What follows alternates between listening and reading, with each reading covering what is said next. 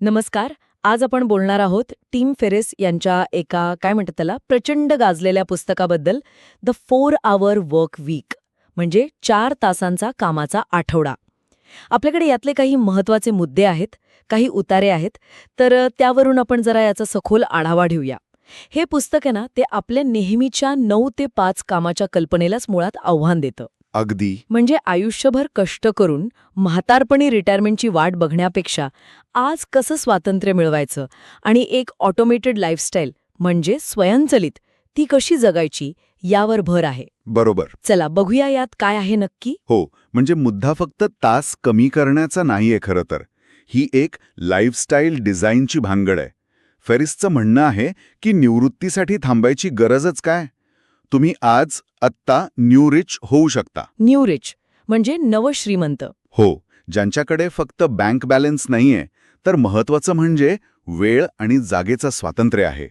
पारंपरिक यशाची कल्पनाच इथे बदलते. हे न्यू रिच होण्याची कल्पनाच एकदम भारी आहे. मग पुस्तकाचा गाभा काय आहे? म्हणजे हे स्वातंत्र्य मिळवण्यासाठी काय करायला हवं असं तो म्हणतो. त्यासाठी ना अशा सिस्टीम्स तयार करण्यावर भर आहे की ज्यातून कमीत कमी आपल्या हस्तक्षेपात उत्पन्न मिळत राहील. यात मग रिमोट वर्क आलं, आउटसोर्सिंग आलं, म्हणजे आपली कामं दुसऱ्यांना देणं, आणि अर्थातच ऑनलाईन व्यवसाय. ओके.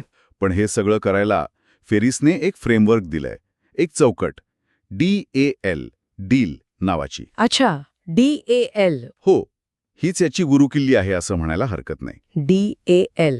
बरं. हे ऐकायला तर सोपं वाटतंय, पण यात नक्की काय आहे? म्हणजे प्रत्येक अक्षराचा अर्थ काय? हां, सांगतो. तर DAL म्हणजे पहिला D, डेफिनेशन, व्याख्या. व्याख्या कशाची? यशाची. पण पारंपरिक नाही. म्हणजे मोठा पगार, मोठी गाडी हे यश नाही. आपल्याला खरंच काय हवंय? किती पैसा पुरेसा आहे? फेरिस म्हणतो ॲब्सोल्यूट इन्कमपेक्षा रिलेटिव्ह इन्कम महत्वाचं.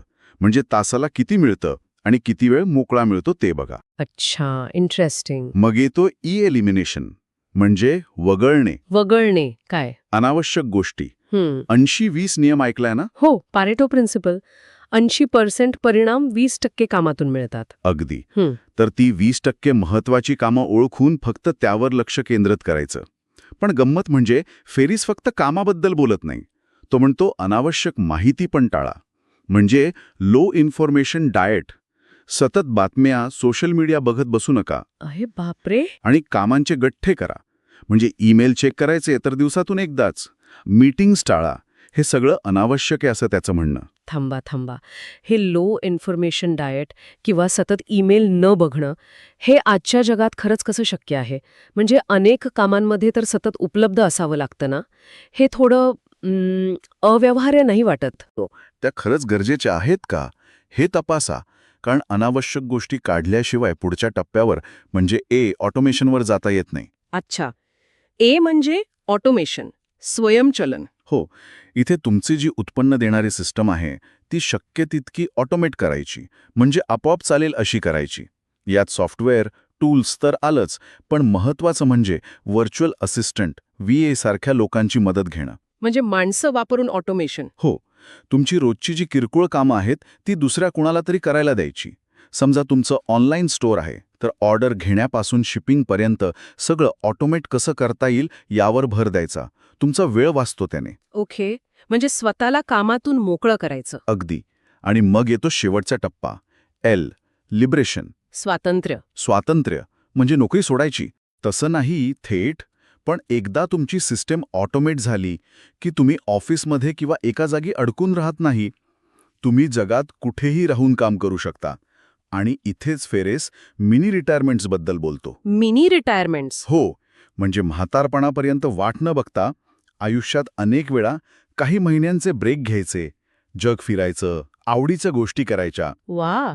म्हणजे वेळेचं स्वातंत्र्य, फिरण्याचं स्वातंत्र्य, कामातून छोट्या सुट्ट्या, हे सगळं मिळवण्यासाठी ही एक प्रकारे ब्लूप्रिंटच झाली की. हे कोणासाठी जास्त उपयोगी ठरू शकतं असं वाटतं? उद्योजक, फ्रीलान्सर्स. अगदी. जे स्वतःचा व्यवसाय सुरू करू बघतायत किंवा जे फ्रीलान्सर्स आहेत किंवा ज्यांना पारंपरिक नोकरीच्या चौकटीतून बाहेर पडायचंय, त्यांच्यासाठी हे खूप आकर्षक आहे. पण एक गोष्ट लक्षात घ्यायला हवी, हे फक्त कामाचे तास कमी करून मजा करण्याबद्दल नाहीये. कामाची पद्धत, विचार करण्याची पद्धत आणि एकूणच आयुष्याची रचना जाणीवपूर्वक बदलावी लागते. त्याला शिस्त लागते आणि धाडसही लागतं. हे खरंय. मग हे ऐकायला जरी छान वाटलं तरी अनेकांना असं वाटू शकतं की हे फक्त विशिष्ट कौशल्य किंवा सुरुवातीला थोडं भांडवल असणाऱ्यांसाठीच शक्य आहे. म्हणजे सामान्य नोकरदार माणसासाठी हे कितपत खरंय? यात काही मर्यादा वगैरे नाहीत का? आव्हानं? नक्कीच आहेत, 100% आहेत. प्रत्येकाची परिस्थिती वेगळी असते नाही का? प्रत्येकाला लगेच नोकरी सोडून व्यवसाय सुरू करणं शक्य नसतं आणि ऑटोमेशन किंवा आउटसोर्सिंगसाठी सुरुवातीला थोडा खर्च पण येतो. शिवाय सगळीच कामं काही या मॉडेलमध्ये बसवता येत नाहीत. बरोबर. फेरिसवर टीका पण होते की त्याने काही गोष्टी जरा जास्तच सोप्या करून सांगितल्या आहेत. त्यामुळे हे पुस्तक एक प्रेरणा म्हणून, एक दिशा म्हणून उत्तम आहे, पण प्रत्येकाला आपापल्या मार्गानेच जावं लागतं. तर एकंदरीत या चर्चेतून आपण हे म्हणू शकतो की कामाच्या आणि आयुष्याच्या ज्या ठरलेल्या वाटा आहेत त्यांना आव्हान देऊन वेगळा विचार करणं शक्य आहे. हो, नक्कीच. आणि कमी वेळेत जास्त परिणाम साधण्यासाठी प्लॅनिंग आणि ऑटोमेशन ही खरंच महत्वाची साधनं आहेत. बरोबर. आणि ती DEEL चौकट त्यासाठी एक मार्गदर्शक तत्व म्हणून उपयोगी पडू शकते. हो, पण जाता जाता एक प्रश्न उरतोच मनात, की प्रत्येकासाठी यश आणि स्वातंत्र्य यांची खरी व्यक्तिगत व्याख्या काय असू शकते? आणि आठवड्यातून फक्त 4 तास काम करणं हे ध्येय म्हणून किती वास्तववादी आहे? आणि ते खरंच समाधान देईल का? यावर प्रत्येकाने विचार करायला हवा.